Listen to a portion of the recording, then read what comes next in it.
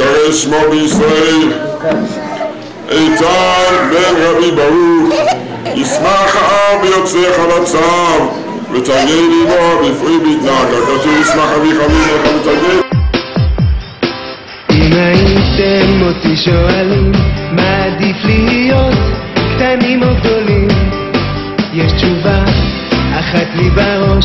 כשהייתי קטן ידעתי מה לדרוש, לשחק במחבורים, לאכול יחולקים, ממש כמו בימים שהיינו ילדים, לבנות לי רכבות ומידה של קוביות, כמו פיטר פן צעיר לנצח להיות.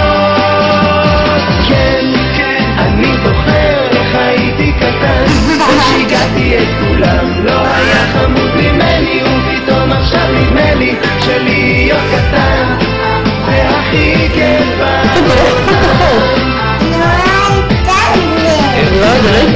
אצל השכנים רצנו יחד בשדות אחרי פרפרים, ובלילה אחרי כיבוי אורות ניצחתי את כולם במלחמת קריות. להיות עם חברים, ליהנות מפינוקים, ובשבת בבוקר לישון עם ההורים, לספר אגדות, לפחד ממחשבות, ואז פתאום לבוא ולמשוך לך בצמות.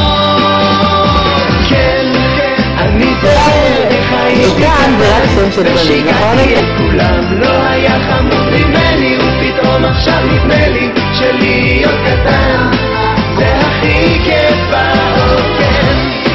אני זוכר איך הייתי קטן ושיגעתי את כולם, לא היה חמוד ממני, ופתאום עכשיו נדמה לי שלהיות קטן זה הכי כיף בעולם.